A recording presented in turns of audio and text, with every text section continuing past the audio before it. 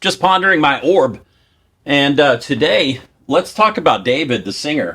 I say singer because we did have a comment on an earlier video that he's not a rapper, and that's true. Thank you for that comment. David became a musical phenomenon online as a teen with his blend of indie rock, R&B, and lo-fi pop. His hit Romantic Homicide right now has over 1 billion plays online. So there was a preliminary hearing that concluded recently. Let's talk about what we learned out of this preliminary hearing. It's alleged by prosecution. They showed some text purported to be from Miss Celeste Rivera Hernandez. I'm going to call her Celeste throughout the video. She sent a text message to David the night before she was killed that says, quote, "I will end your career and your life." Now, David, the singer, his real name is David Burke, and currently he's 21 years old.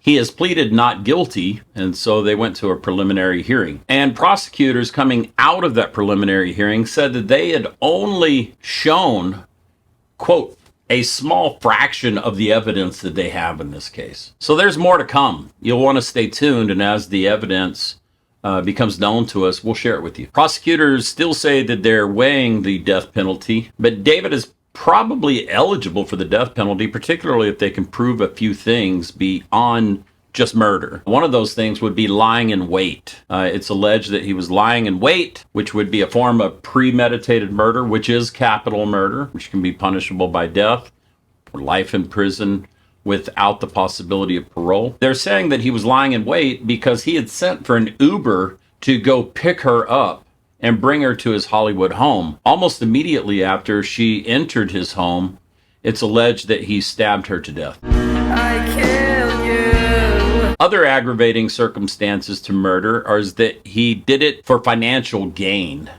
Another one is that he did it to cover up another crime, which was sexual assault on a minor under the age of 14 years old. And lastly, one of the aggravating circumstances can be characterized as him murdering a potential witness to the sexual abuse case, which would be a form of obstruction of justice. David's being held currently without bail, meaning that there's no amount of money that he could possibly pay in order to be set free during the pendency of a trial where he is presumed to be innocent until proven guilty. David is alleged to have met Celeste when she was 11 years old, and it's alleged that the sexual abuse started when she was 13 years old and he was 18 years old. So 18 years old is the age of majority. That's the age under the law in most jurisdictions where you're considered to be an adult. 13, you're certainly not considered to be an adult. You're considered to be a minor. Prosecutors also allege that a year prior to her death,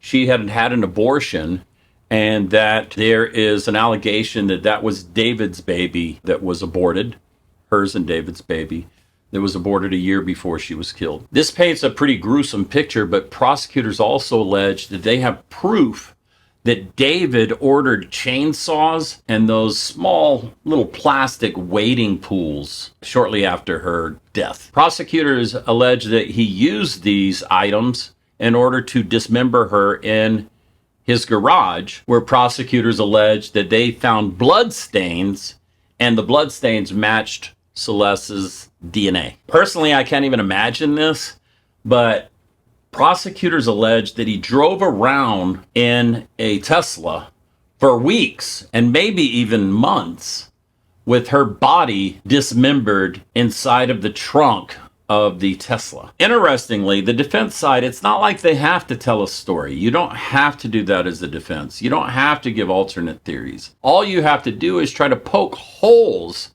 in the prosecutor's story. Once the prosecutor lays out their story, the defense just tries to poke holes in it. And so some of the holes they're already trying to poke into it is that it wasn't deliberate and it wasn't premeditated. They're already saying that. And they're also trying to say there's not proof beyond a reasonable doubt if she was actually even murdered. Maybe she died of natural causes. Maybe she didn't. And they're allowed to leave these things as lingering questions for the jury because a defendant is not required to testify at trial. That's another one of the constitutional rights, is you do not have to get up to defend yourself at trial because the burden is on the prosecution to prove their case. The burden is not on the defendant to prove his or her innocence. So what does the defense argue in this case? The defense argues, and I'm quoting right here, "There's no evidence that Mr. Burke harbored a deliberate intent to kill Miss Hernandez, Celeste." Why are they arguing that there's no deliberate intent? The deliberate intent is the premeditation, as I briefly discussed a moment ago. So they're trying to argue that it's not premeditation. And you can imagine that they might be arguing this so that at trial they can say it was some other form of murder, perhaps second-degree murder, some spur-of-the-moment thing, something that did not have premeditation. But that's the foreshadowing that I see in my orb. The defense also argues that the medical examiner characterizing her death as a homicide was based on vague and flimsy evidence. They state that just because the medical examiner believed there to be a couple two puncture wounds in her body, that's not enough to say that she was actually murdered. Now, I'm told, or I've heard, that her family has just been floored by this next point made by the defense. The defense made a point that it was actually Celeste that was threatening to kill David and threatening to mutilate David's body. 2 days after Celeste was allegedly killed, David released his first full-length album. Withered is the name of the album. We can only imagine